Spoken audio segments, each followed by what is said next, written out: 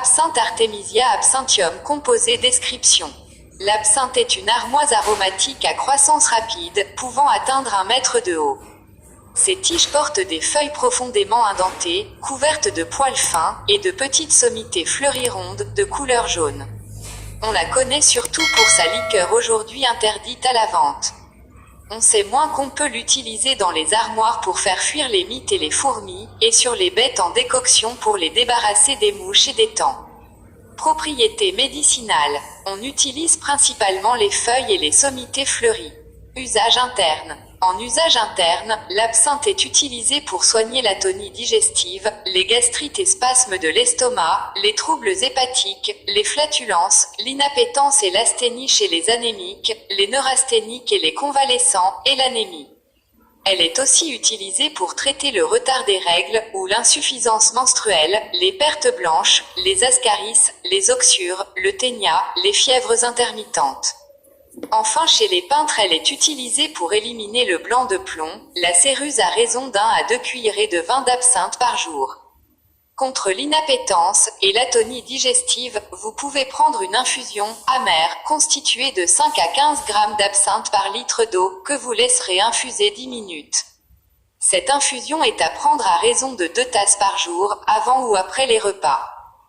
Vous pouvez aussi prendre de la teinture d'absinthe à raison de 20 gouttes avant les repas, ou de la teinture mère à raison de 15 à 20 gouttes dans une infusion de menthe, 3 fois par jour une demi-heure avant les repas, ou 1 heure après.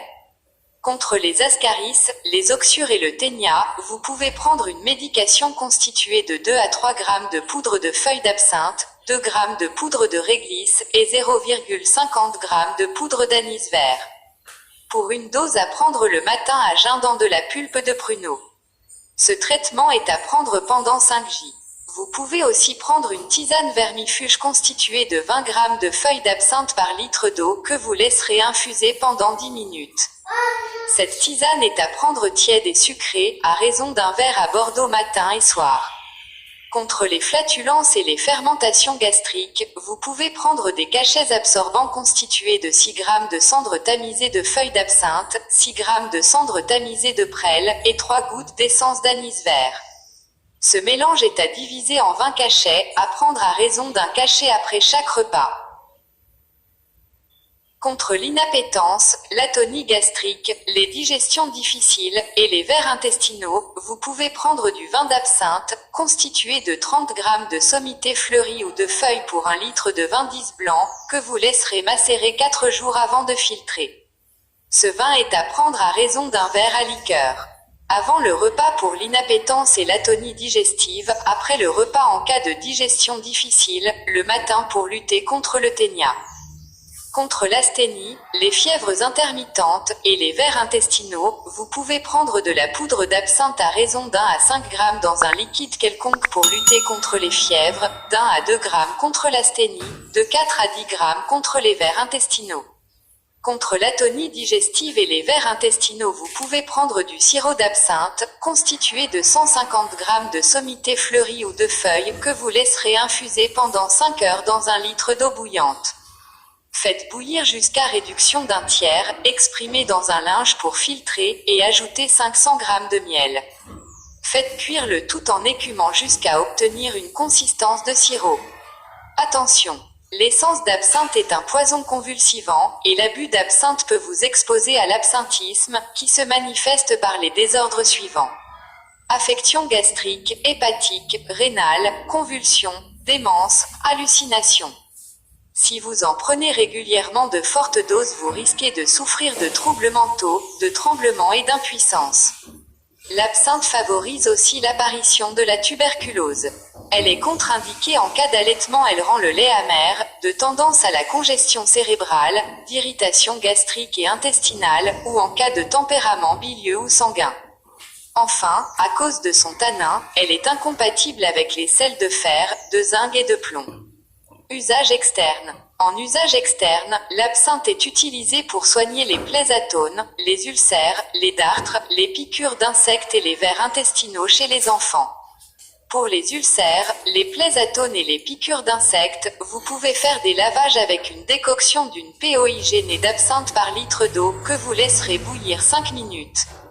Contre les vers intestinaux chez les enfants, vous pouvez faire bouillir des feuilles d'absinthe dans du lait avec quelques gousses d'ail ou des feuilles de tanésie, que vous appliquerez en cataplasme sur le ventre de l'enfant. Vous pouvez aussi faire des compresses toujours sur le ventre avec une huile d'absinthe, constituée de 20 g d'absinthe pour un verre d'huile, que vous maintiendrez pendant 1 heure au bain-marie. Magie et sorcellerie. Genre, masculin, planète. Mars, élément. Feu, déité. Iris, Diane, Artémis, propriété magique. L'absinthe est brûlée en tant qu'encens pour aider à développer les pouvoirs psychiques, et on en porte aussi sur soi pour atteindre le même but. Porter sur soi l'absinthe protège contre l'ensorcellement, mais aussi contre la morsure des serpents de mer. Selon les traditions anciennes, elle est censée contrecarrer les effets de l'empoisonnement par la ciguë et les champignons vénéneux, mais je déconseille fortement de tester cette propriété. Suspendue au rétroviseur, l'absinthe protège le véhicule des accidents sur les routes dangereuses. L'absinthe est aussi parfois utilisée dans les infusions d'amour, peut-être à cause de son ancien usage dans la fameuse liqueur d'absinthe. Cette liqueur hautement addictive est maintenant interdite à la vente dans beaucoup de pays.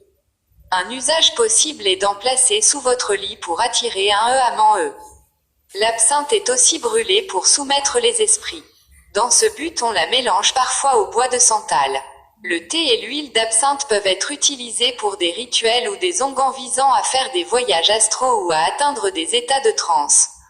L'absinthe fait jaillir les mystères cachés et mène au côté sombre de la lune. Enfin, d'après les anciens grimoires, si on en brûle sur une pierre tombale, les esprits des morts se lèveront et parleront.